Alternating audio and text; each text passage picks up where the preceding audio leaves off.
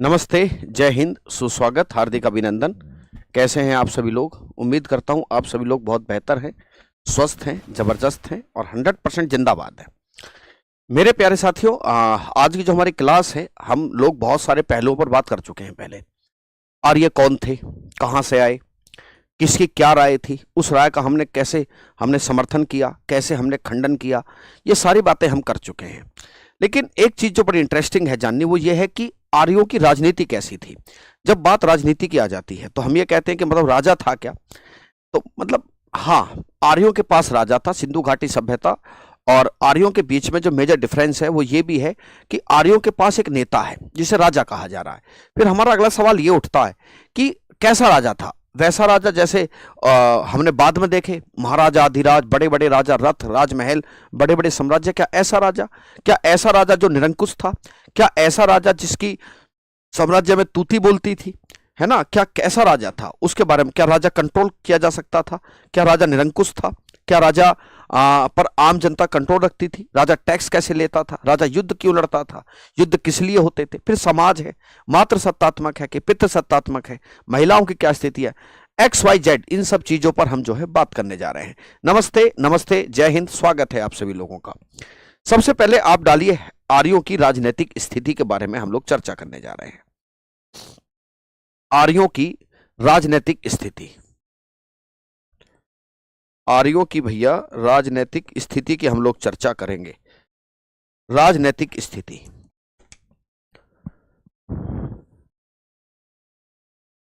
आर्यों की राजनीतिक स्थिति।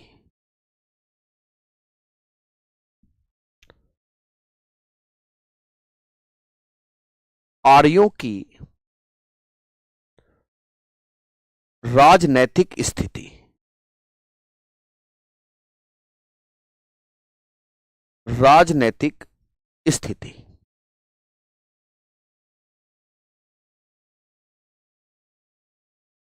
देखिए, दो बातें याद रखिए।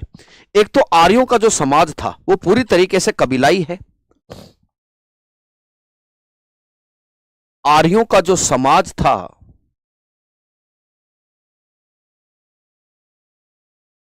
आर्यों का समाज एक कबीलाई समाज था। आर्यों का समाज एक कबीलाई समाज था।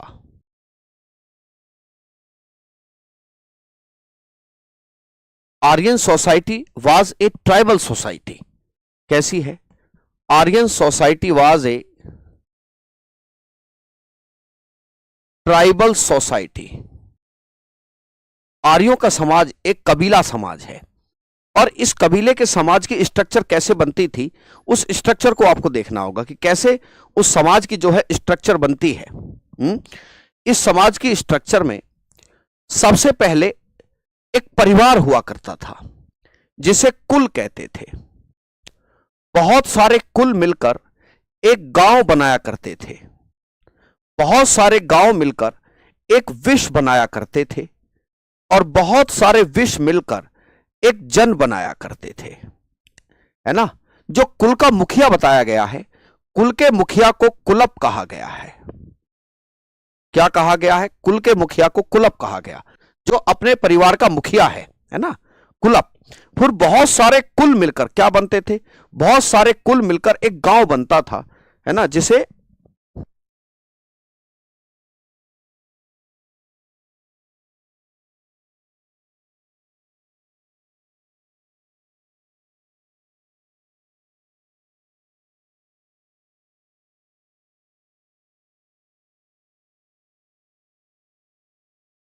तो बहुत सारे गांव, कुल से मिलकर गांव बनता था।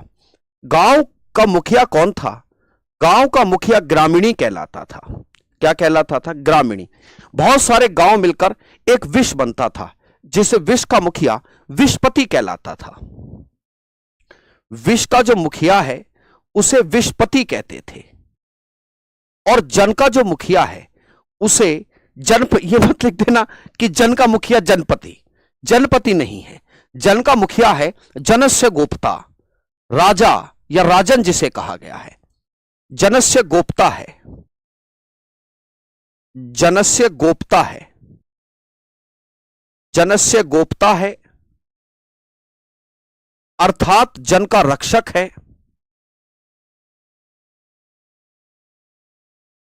अर्थात जन का रक्षक है, ठीक है, अर्थात राजा है,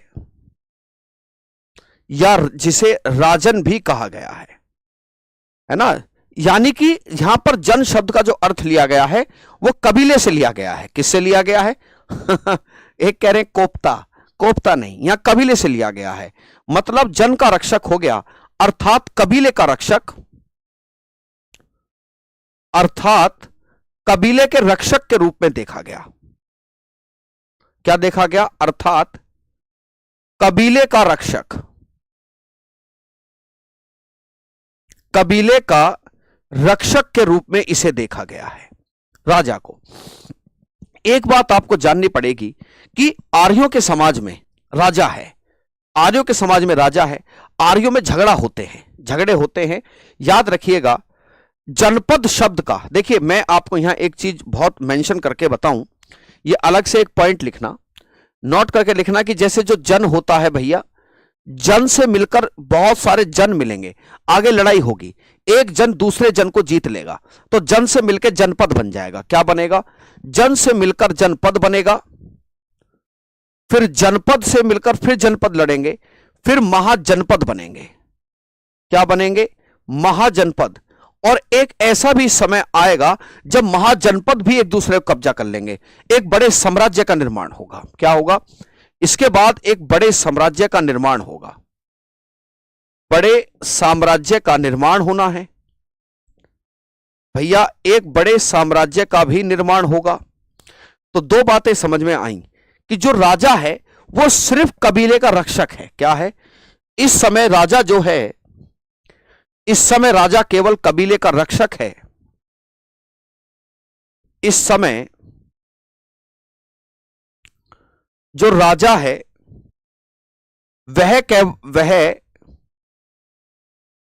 केवल कबीले का रक्षक है, केवल भैया क्या है? ओनली रक्षक है कबीले का।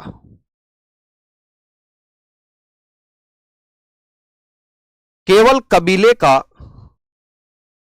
रक्षक है भैया, the protector of tribe, the protector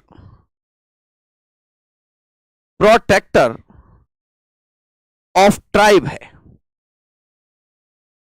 जब हमने इतनी बात को कहा, जब हम इस बात को कहते हैं कि केवल कबीले का रक्षक है, तो यहां से दो बातें निकल कर आती हैं। पहली बात, क्या ये जो राजा है, क्या ये जो राजा है, ये राजा अनुवांशिक है?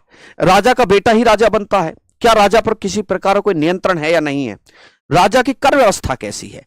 एक प्रश्न तो यह भी बन सकता है कि जो राजा है, चूंकि युद्ध के देवता तो इंद्र है और युद्ध के समय सेनापति के रूप में राजा है, और जो राजा है वो कर कैसे लेता था? कर का क्या स्ट्रक्चर राजा का है? ठीक है, देखिए, क्या राजा का पद अनुवांशिक है? एक सवाल यह निकलकर आता है, क्या राजा का जो पद है वो आनुवांशिक है? एक सवाल तो यह निकलकर आता है। दूसरी बात यह निकलकर आती है कि क्या राजा निरंकुश है? निरंकुश समझते हैं? वो जो जैसे राजा बाद में हो गए, जैसे राजा बाद में हुए, बाद में राजा निरंकुश हो गए, क्या राजा निरंकुश है? क्या राजा निरंकुश है? क्या राजा निरंकुश है? निरंकुश मतलब मोनार्क, मोनार्क है। असली बात आगे देखिए, राजा की कर प्रणाली क्या है? राजा के साथ कर प्रणाली कैसी है? राजा की कर प्रणाली कैसी है? कर प्रणाली कैसी है? एक चीज हम आपको यहां और बता दें, क्योंकि कई बात ऐसी होती है कि जब पढ़ाते रहते तो पढ़ाते पढ़ाते ध्यान आ जाती हैं, फिर उन बातों को बता देना एकदम बहुत ज्यादा जरूरी होता है। ठीक है, देखिए जनपद शब्द का ऋग्वेद में कोई जिक्र नहीं है। मैं यहां लिख दूं इस चीज को कि इस शब्द का ऋग्वेद में कोई जिक्र नहीं है। इस शब्द का भैया ऋग्वेद में कोई जिक्र नहीं है। ऋग्वेद में कोई जिक्र नहीं है।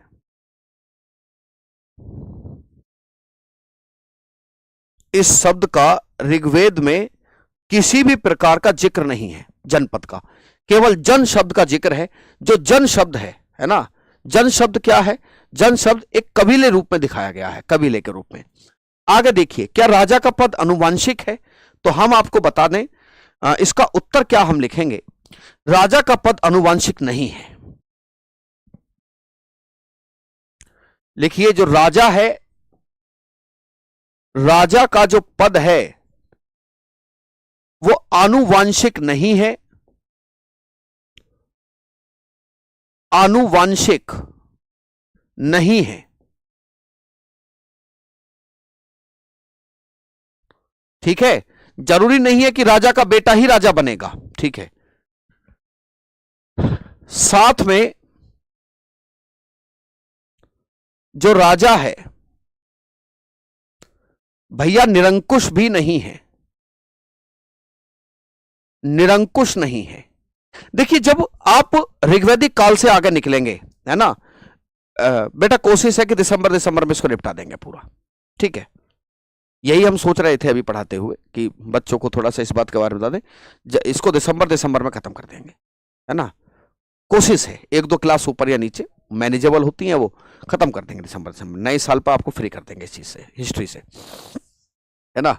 देखिए भैया, अब जैसे तुम उत्तर वैदिक काल में देखोगे, उत्तर वैदिक काल में राजा अपने आप को सम्राट कहेगा, राजा अपने आप को भोज कहेगा, राजा अपने आप को एकराट कहेगा, राजा अपने आप को स्वराट कहेगा, वो अश्वमेध यज्ञ कराएगा। तो ये सब बातें ये चीज साबित करती हैं कि आने वाले समय में राजा का पद निरंकुश है, राजा ताकतवर हो गया है। लेकिन आज ऐसी स्थिति नहीं दिखाई देती। साथ ही राजा निरंकुश भी नहीं है, भी नहीं है। इस पर कुछ संस्थाएं नियंत्रित रखती हैं। इस पर कुछ संस्थाएं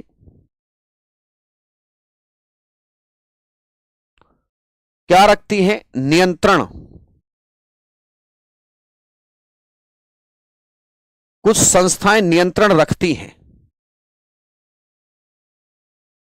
सवाल यह भी निकल कर आता है कि ये कौन सी संस्थाएं हैं जो राजा पर नियंत्रण रखती हैं। इन संस्थाओं के नाम सभा, समिति और विदत हैं। क्या है? सभा, समिति और विदत। ठीक है, सभा, समिति और विदत हैं। सभा है भैया, समिति है भैया, और एक संस्था विदत है। बहुत ज्यादा इंग्लिश में यह मत लिख देना कि एक असेंबली है, एक कमेटी है, एक विदत है। These are the proper nouns. सभा का मतलब यहां सभा से ही है, और समिति का मतलब यहां समिति से ही है, और विदत विदत ही है। आधे लोग जी इंग्लिश में लिख देते हैं, क्या लिख देते हैं? समिति को कमेटी लिख देंगे जी, सभा को हम असेंबली लिख देंगे। ये सब मत कर देना। सभा, समिति, विदत अलग, अपने आप में नाम सभा ही है। अब देखिए, सभा क्या होती थी? सभा क्या होती है? याद रखना कि यह समाज के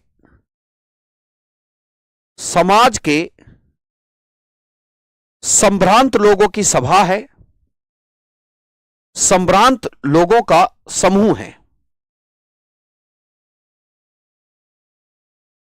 संभ्रांत लोगों का समूह हुआ करता था, है ना। इसमें महिलाएं भाग लेती थीं, है ना। इसमें महिलाएं भाग लेती हैं। इसमें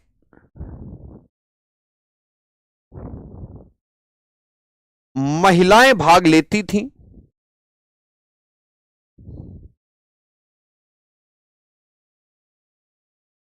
इसमें भैया जो महिलाएं हैं वो भाग लेती थीं। ठीक है, ठीक है। इस संस्था का जो मुख्य कार्य है वो न्याय करना था। इसका मुख्य कार्य है,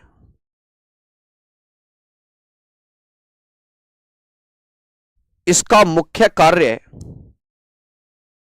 भैया न्याय करना था।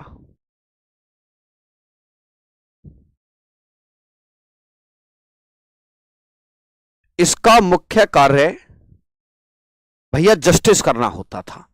कौन सी है ये सभा? एक होती थी भैया समिति, यह आम लोगों की संस्था है। क्या है? यह आम लोगों की संस्था थी। पक्का जी, पक्का भैया, यह आम लोगों की संस्था है। यह आम लोगों की संस्था थी।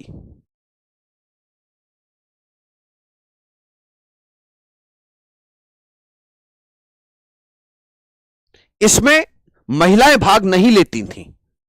अब यह पता नहीं, बड़ा अजीबोगरीब लगता है। ठीक है, इसमें महिलाएं भाग नहीं लेती थीं।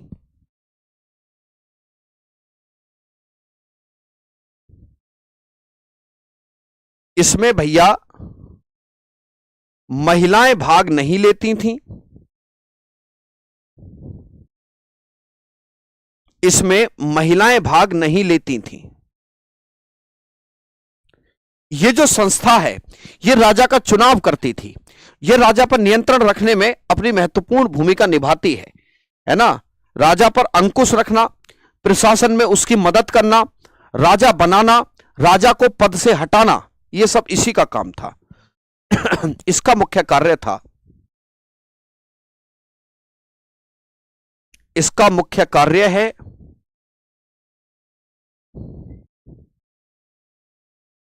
राजा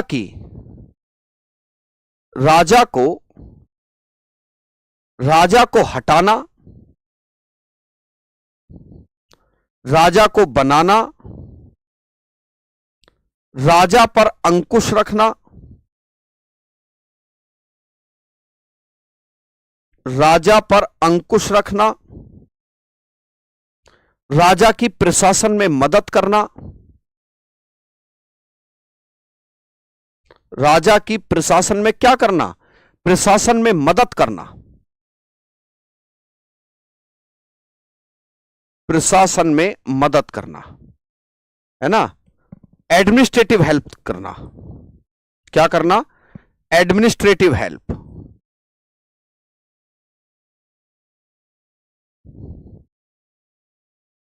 एडमिनिस्ट्रेटिव हेल्प करना, यह सब समिति के कार्य थे। एक संस्था थी विदत। कौन सी थी? विदत एक संस्था है।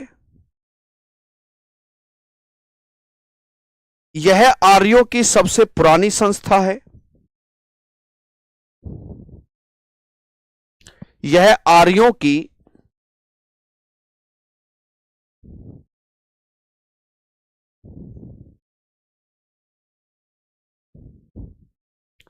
सबसे पुरानी संस्था है।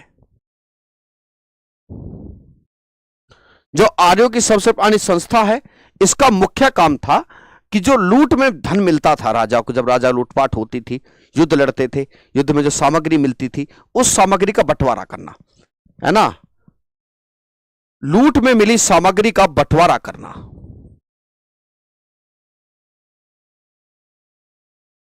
लूट में मिली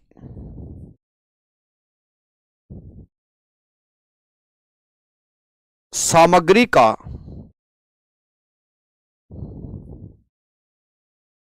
भैया बंटवारा करना इसका कार्य है। किसका? विदत का। तो एक संस्था सभा है, दूसरी समिति है, तीसरी विदत है। कौन सी है? सभा, समिति और विदत। देखिए, अगर मैं ये कह रहा हूं कि राजा जो है आने वाले समय में राजा ताकतवर हो गया है, तो राजा अपने ऊपर कोई कंट्रोल क्यों करवाएगा? तो आने वाले समय में सभा और समिति की पकड़ कमजोर पड़ जाएगी, ये संस्थाएं कमजोर हो जाएंगी और विदत तो जैसे गायब ही हो जाएगी। युद्ध राजा ने लड़ा, लूट में माल उसका है, वो बांटे ना बांटे, तो विदत का कोई रोल नहीं रहेगा, ये याद रखिएगा।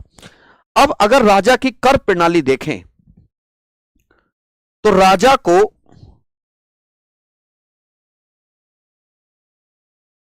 कर तो दिया जाता था, जो कर है वो दिया जाता था।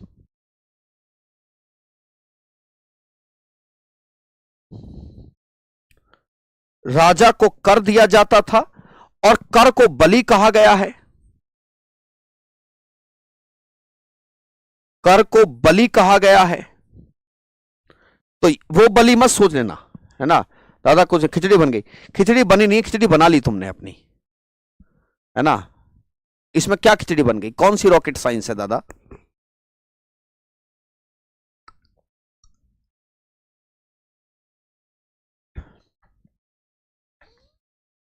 एक चीज बोले, हालांकि थोड़ी सी अजीब है बट इसको समझना ही है। कई बार हम जब ये पूछते हैं कि जो यूपीएससी वाले हैं वो क्या खास पढ़ते हैं, कई बार दिमाग में आता है सन्नी कि यूपीएससी वाले क्या खास पढ़ लेते हैं, हम नहीं पढ़ सकते। तो कुछ लोग ये कहते हैं जी पढ़ तो हम भी सकते हैं, हमारे पास पैसे नहीं है, वरना हम में उतना ही टैलेंट है। एक यही अंतर होता है उस दिमाग में और एक सामान्य दिमाग में। जो यूपीएससी वाला दिमाग है ना, वो आगे तक की बातें सोच लेता है। अच्छा सभा समिति सर जो बता रहे तो आगे गायब हो जाएंगी, वो खुद दिमाग लगा लेता है, ये गायब हो गई मतलब राजा ताकतवर हो गया। क्लास पढ़ाने का हमारा उद्देश्य है आपके एनालिसिस पावर को भी स्ट्रांग करना है। अगर हम आपके एनालिसिस पावर को स्ट्रांग नहीं कर पाए तो निसंदेह रूप से आप समझ लीजिए, इसमें कोई शक नहीं है कि एनालिटिकल बेस्ड क्वेश्चन हो ही नहीं पाएगा आपसे, है ना।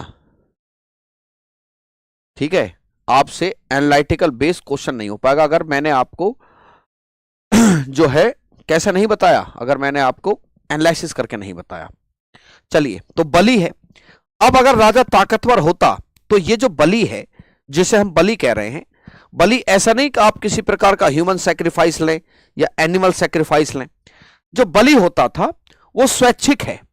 स्वैच्छिक समझते हो, जिसका जितना हिसाब बने उतना दे दीजिए, यह स्वैच्छिक बात होती है, यह स्वैच्छिक था, यह स्वैच्छिक था, अर्थात जनता पर बाध्यकारी नहीं है, अर्थात जनता पर भैया ये बाध्यकारी नहीं था। बाद में हो जाएगा क्योंकि राजा ताकतवर हो जाएगा, ये जनता पर बाध्यकारी नहीं है। ठीक है, अब देखिए साहब, अब बात यह निकल कर आती है कि हमारे तीनों बातों के उत्तर मिल गए। क्या राजा का पद अनुवांशिक है? नहीं। क्या राजा निरंकुश है? नहीं। टैक्स सिस्टम वो मैंने आपको बता दिया, ठीक है, टैक्स सिस्टम वो भी मैंने आपको बता दिया। अब आगे देखिए, राजा की मदद के लिए, राजा की मदद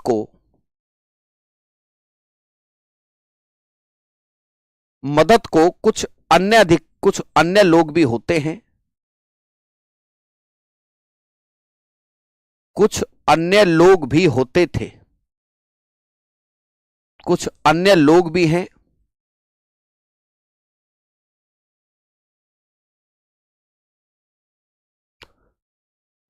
जिन्हें रत्नी कहा गया है।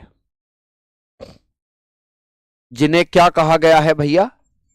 जिन्हें रत्नी कहा गया है।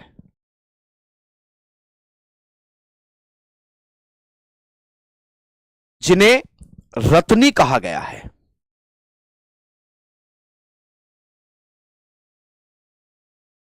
जिन्हें रत्नी कहा गया है। कौन कहलाते हैं ये? रत्नी, जो राजा की मदद करते हैं, रत्नी। और यह भी कहा गया है,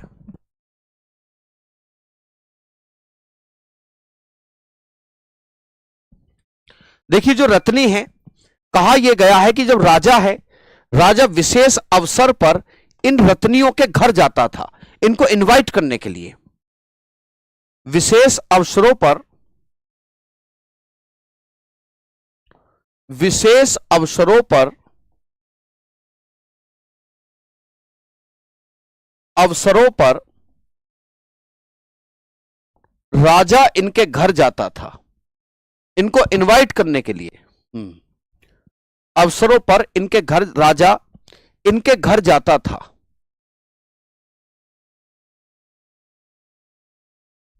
इनके घर जाता था इनवाइट करने के लिए, इन्हें निमंत्रण देने के लिए।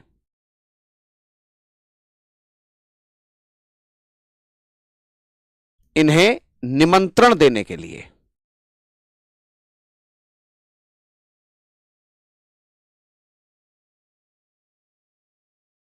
तो ये सारी बातें ये साबित करती हैं कि राजा वैसा राजा नहीं है जैसा बाद में दिखाई देता है। ये रत्नियों के घर जा रहा है इनको इनवाइट करने के लिए। कौन से रत्नी होते थे? जो रत्नी हैं, रत्नियों की संख्या देखिए। जैसे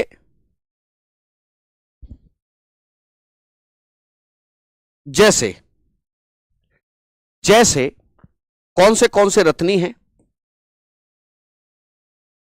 जैसे पुरोहित होता था, एक रत्नी पुरोहित है, एक रत्नी सेनानी है, एक रत्नी ग्रामीणी है। ग्रामीणी, आपको मैं बता दूं कि जो ग्रामीणी है, याद रखना, यह ग्रामीणी ग्राम का मुखिया है। ग्राम का मुखिया है और अगर युद्ध हो रहा है तो इसे युद्ध में जाना पड़ता था।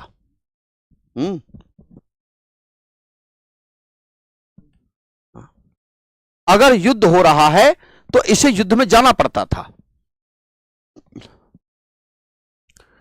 अगर युद्ध हो रहा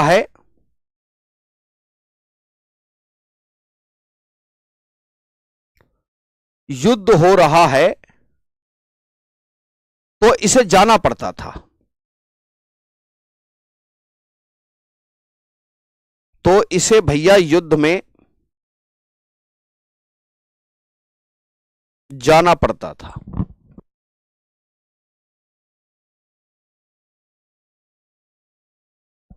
अब ठीक है, अब लाइटिंग अब ठीक है ना बच्चों?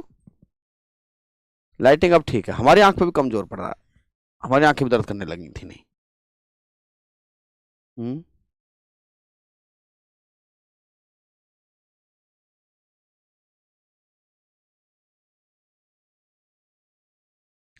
देखिए, इसे युद्ध में जाना पड़ता था अगर युद्ध हो रहा है तो। ग्रामीणी है, व्राजपति है, एक रत्नी व्राजपति है। व्राजपति एक पुरप है, एक उग्र है, एक स्पश है, एक प्रश्न विनाक है। प्रश्न विनाक। व्राजपति क्या था? चारागाह भूमि का मुखिया होता था।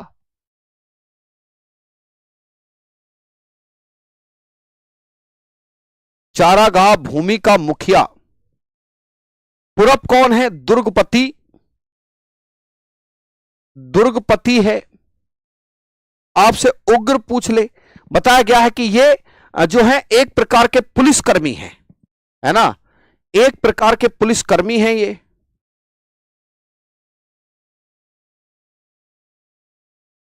पुलिसकर्मी हैं। अगर स्पष्ट पूछे तो स्पष्ट जो है वो एक प्रकार का गुप्तचर है। गुप्तचर। प्रश्न विनाक न्यायाधीश हैं। तो ये वो 12 रत्नी हैं जो 12 रत्नियों के घर राजा जाता था इनको इनवाइट करने के लिए। इससे यह बात पता चलती है कि ये जो 12 रत्नी हैं ये कितने महत्वपूर्ण थे। और राजा निरंकुश नहीं है, यह बात भी साबित हो गई। राजा क्या नहीं है? निरंकुश भी नहीं है। देखिए, जब राजा की बात हो रही है, युद्ध की बात हो रही है, तो बात देखना, इस समय जो समाज कबीलाई था, कबीलों में आपस में झगड़ा होता था। जब झगड़ा होता था कबीलों में, इसी वजह से शायद राजा की जरूरत ही पड़ी हो। देखिए, तो इस समय एक ऐसा ही युद्ध हुआ था, दशराग युद्ध। दशराग युद्ध, इसका जिक्र 7वें मंडल में है। इसका जिक्र कहां है? इसका जो जिक्र है ऋग्वेद के 7वें मंडल में है ना। इसे 10 राजाओं का युद्ध भी कहते हैं। इसे भैया 10 राजाओं का युद्ध भी कहा जाता है।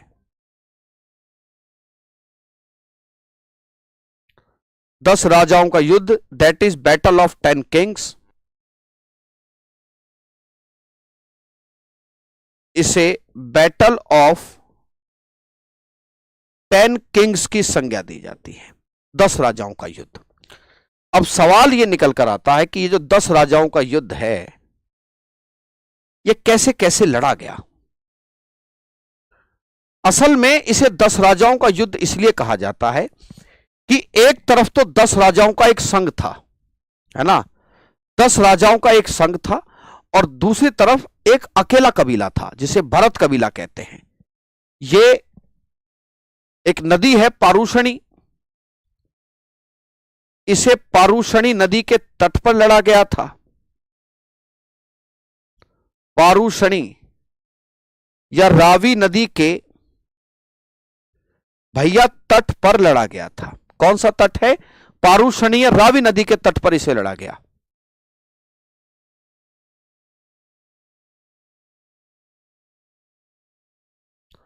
यह युद्ध 10 राजाओं का एक संघ था।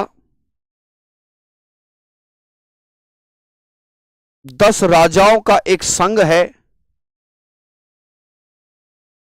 इसे 10 राजाओं का संघ भी कह सकते हैं, या कह सकते हैं कि 10 कबीलों का एक संघ है। क्या है? 10 कबीलों का एक संघ था।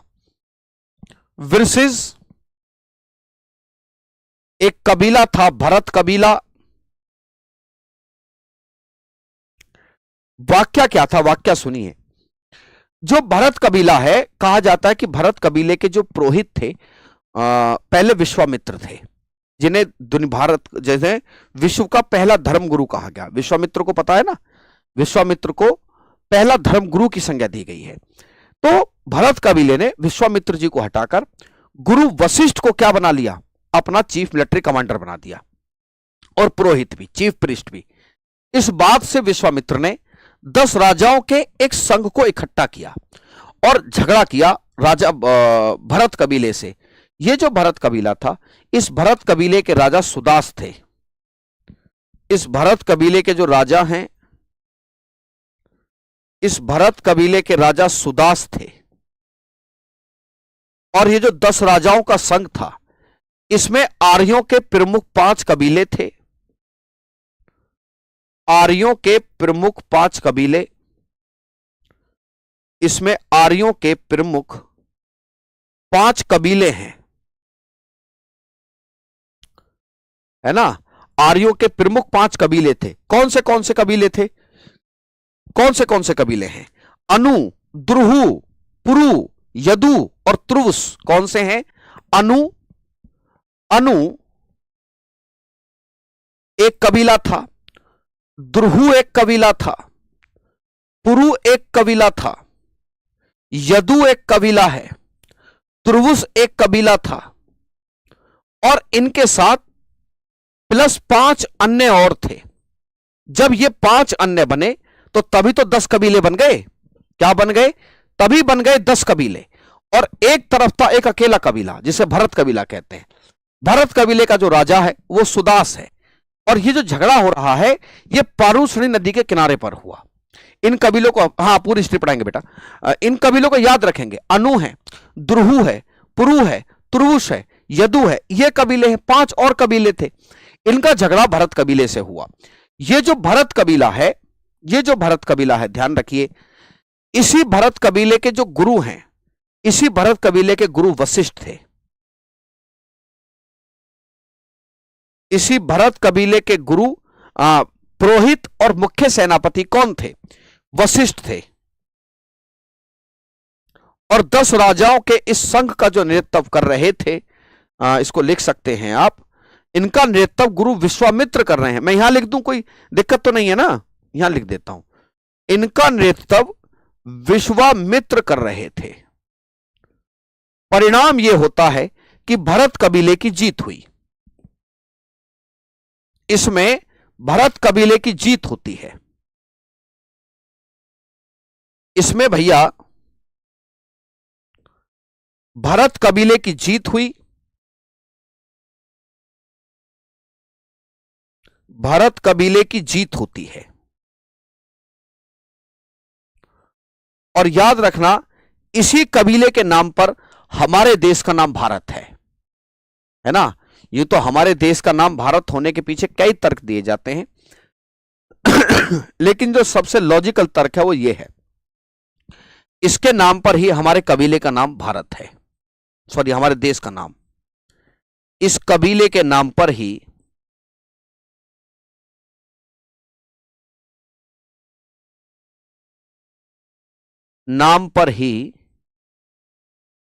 हमारे देश का नाम भारत है भैया। तो उस समय की राजनीतिक स्थिति कैसी थी आपको बहुत हद तक क्लियर हो गई होगी, है ना? क्लियर हो गई कि कैसे राजा था, राजा की क्या स्थिति है। अब कुछ प्रश्न हैं जिनका आप कमेंट सेक्शन में हां या ना करके उत्तर दे सकते हो कि क्या राजा वैसा था जो जैसे बाद में दिखाई दे, महाराजा अधिराज पधार रहे हैं? नहीं, ऐसा नहीं था। टैक्स सिस्टम आपकी मर्जी है, आप जो टैक्स देना चाहें दे दीजिए, स्वैच्छिक किस्म का था। राजा पर पूरी तरीके से नियंत्रण लगाया गया। जैसे जैसे युद्धों की इंपॉर्टेंस बढ़ती चली जाएगी, राजा की भी इंपॉर्टेंस बढ़ जाएगी। आप युद्ध ज्यादा करोगे, राजा की इंपॉर्टेंस बढ़ेगी, राजा ताकतवर होता चला जाएगा। नमस्ते जी। और जब राजा ताकतवर होगा, वो उपाधियां लेगा, वो अश्वमेध यज्ञ कराएगा, अपने साम्राज्य का विस्तार करेगा, और जब वो इतने काम करेगा तो वो आपसे टैक्स भी जबरदस्ती लेगा फिर। ठीक है, याद रखिए। डालिए आर्यों की सामाजिक स्थिति। आर्यों की सामाजिक स्थिति। आर्यों की सामाजिक स्थिति।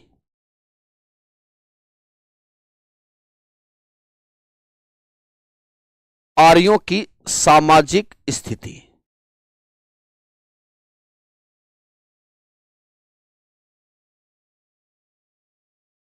भैया social structure of Aryans. Social structures,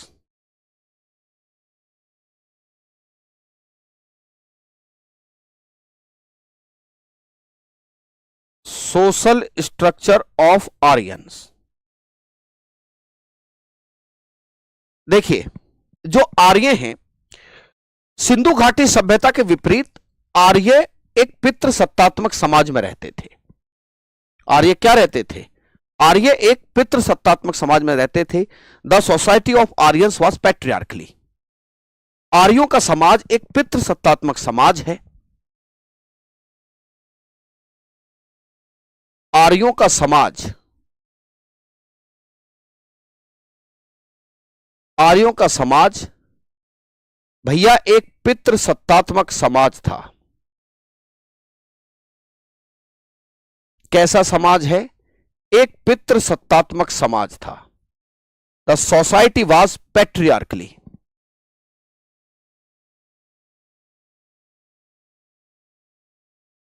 पैट्रियार्कली। आपको पता होना चाहिए कि जो सिंधु घाटी का समाज था वो मात्र सत्तात्मक समाज है। देखिए, इसमें दो बातें जो हैं वो साफ नजर आती हैं कि मैं अभी आपको बताऊंगा कि अगर पितृ सत्तात्मक समाज है तो पिता के अधिकार असीमित हैं। ऋग्वेद में एक जगह जिक्र है कि पिता ने अपने बेटे को अंधा करवा दिया। तो इस हिसाब से तो पिता के एक दुराचारी किस्म होने के पता चलता है कि क्या इतना पिता खतरनाक था कि वो अपने बच्चे को अंधा करवा सकता है। तो पता चलता है कि यह घटना अपवाद स्वरूप ही रही होगी। ऐसा जनरल नहीं है कि पिता इतने गुस्से वाला था, उन्हीं की चलती थी तो अपने बेटे को अंधा करवा दिया। भाई, ऋग्वेद एक जगह जिक्र है कि पिता ने क्या कर दिया है, अपने पुत्र को अंधा करवा दिया है। तो यहां से सिर्फ एक ही बात, पॉजिटिव एस्पेक्ट पता चलता है कि पिता के अधिकार असीमित हैं, है ना। पिता का ही पूरे परिवार पर नियंत्रण है। परिवार का मुखिया कुलप है, है ना। परिवार का मुखिया क्या है? कुलप। और अच्छे व्यक्ति हो तो कुलदीप हो, क्या हो? कुलदीप, है ना। कुल के दीपक हो आप, क्या हो? कुल के दीपक हो, कुलप हो, कुलदीप हो। तो समझिए पितृसत्तात्मक समाज है, पिता के अधिकार असीमित हैं।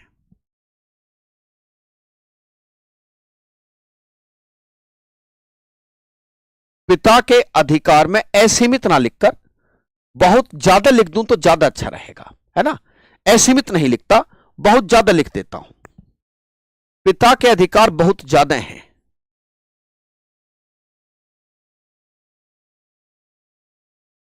बहुत ज्यादा हैं। यहां से मेरे मन मस्तिष्क में एक प्रश्न और आता है कि अगर अगर समाज जो है पूरी तरह, भैया एसी बंद कर देना, एसी बंद कर दो। अगर पिता के अधिकार बहुत असीमित हैं, समाज पुरुष प्रधान है, इसे पुरुष प्रधान समाज भी कहते हैं, तो क्या स्थिति है जी? महिलाओं की स्थिति बताइए। देखिए महिलाओं की स्थिति भी समाज में बेहतर थी, है ना। ऐसा नहीं है कि अगर पुरुष प्रधान समाज है तो महिलाओं को एकदम हाशिए पर डाल दिया गया। एक तरफ जहां मात्र सत्तात्मक समाज था, आज महिलाओं की कोई पूछ नहीं है, नहीं, ऐसा नहीं था। महिलाओं की स्थिति भी कमोबेश बेहतर थी।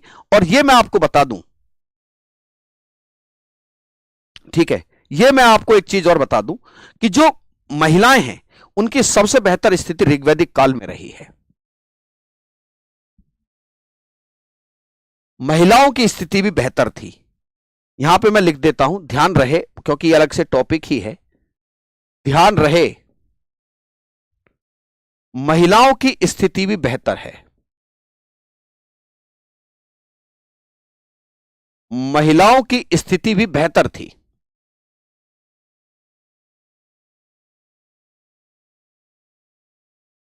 महिलाओं की स्थिति भी भैया बेहतर थी। आइए अब अगर हम समाज को देखें, भाई समाज तो एक तरीके से पितृसत्तात्मक हो गया, समाज को देखें, समाज 4 वर्णों में बटा, वो अलग से टॉपिक बनेगा, ये देख ले, ये टॉपिक मैं बताऊंगा, ये एक टॉपिक ही बन जाएगा, ये टॉपिक बनेगा समाज में महिलाओं की स्थिति। ये क्या बनेगा? टॉपिक समाज में महिलाओं की स्थिति।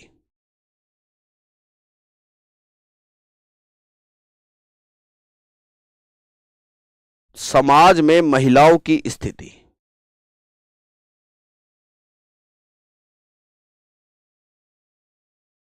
ये एक टॉपिक ही बन जाएगा अलग कि समाज में महिलाओं की स्थिति कैसी थी। ये सेपरेट टॉपिक है, इसको पढ़ाऊंगा मैं। आगे देखिए, समाज 4 वर्णों में बटा हुआ था। जो समाज है वो 4 वर्णों में बटा था।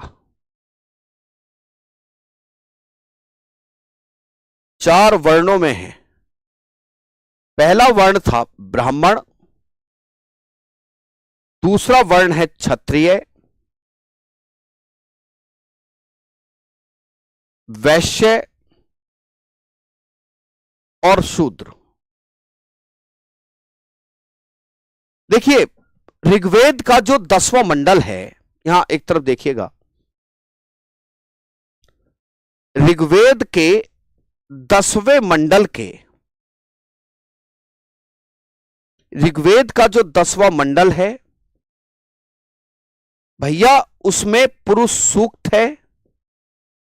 पुरुष सूक्त में विराट पुरुष की कल्पना की गई है। किसकी कल्पना की गई है? एक विराट पुरुष की कल्पना की गई है। और यह कहा गया है कि जो विराट पुरुष है, विराट पुरुष से ब्राह्मण, क्षत्रिय, वैश्य और शूद्र पैदा हुए। कहा गया कि इस विराट पुरुष के मुख से ब्राह्मण पैदा हुए हैं, क्षत्रिय बाजुओं से पैदा हुए, बाजुओं से, और वैश्य किससे पैदा हुए? वैश्य पैदा हुए हैं जांघों से। ठीक है ना। किससे पैदा हुए? ये जांघों से पैदा हुए हैं। शूद्र पैरों से पैदा हुए हैं। एक चीज याद रखिएगा, प्रारंभ में यही 3 वर्ण हैं जो ऊपर वाले हैं। प्रारंभ में यही 3 वर्ण थे। प्रारंभ में यही 3 वर्ण थे। बाद में जब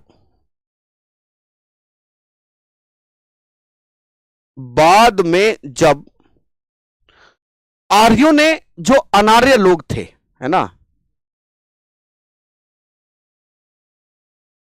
ठीक है, आदित्य प्रताप जी, देखिए बात आपकी जो है ना वो एक डिस्कशन की तरफ ले जाएगी, है ना, क्या ले जाएगी, एक डिस्कशन की तरफ।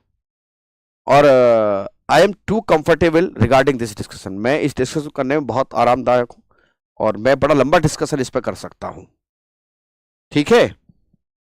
तो लेकिन वो एक इररिलेवेंट डिस्कशन माना जाएगा, वो क्या हो जाएगा, एक प्रकार का इररिलेवेंट डिस्कशन हो जाएगा, ठीक है। देखिए आगे, तो प्रारंभ में यही 3 वर्ण थे। बाद में जब आर्यों ने अनार्यों को भी आर्य बनाया, ये कहा गया कि कौन है अनार्य, वो काले रंग के हैं, वो चपटी नाक के हैं, वो यज्ञ जैसी क्रियाएं नहीं करते, है ना, वो यज्ञ जैसी क्रियाएं नहीं करते बाबू। अनार्यों की पहचान बताई गई है, काले रंग के हैं, उनकी नासिका चपटी है और वो यज्ञ जैसी क्रियाएं नहीं करते, आर्य संस्कृति को नहीं मानते हैं। वो सब लोग क्या हैं, अनार्य हैं। और आर्यों ने धीरे धीरे उन अनार्यों को आर्य बनाना शुरू किया। जब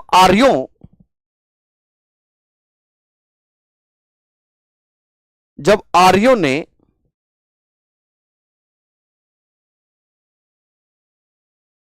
अनार्यों को आर्य बनाया,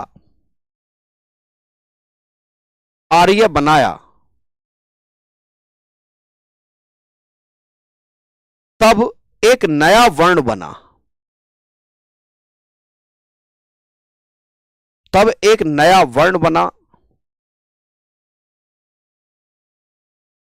इसी वर्ण को शूद्र कहा गया। फिर आचार्य चाणक्य की अर्थशास्त्र आएगी, क्या आएगी, अर्थशास्त्र। सर 3 नहीं 4, नहीं, प्रारंभ में यही 3 वर्ण थे। कौन से, ब्राह्मण, क्षत्रिय और वैश्य। बाद में आर्यों ने अनार्यों को आर्य बनाया, तब क्या हुआ, एक और नया वर्ण बना जिसे शूद्र कहा गया। क्या कहा गया शूद्र कहा गया। इस वर्ण को शूद्र कहा गया।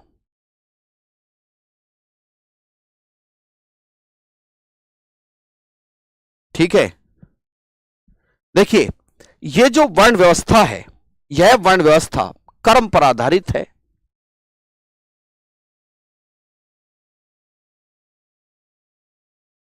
यह वर्ण व्यवस्था भैया कर्म पर आधारित थी, कर्म पर आधारित है।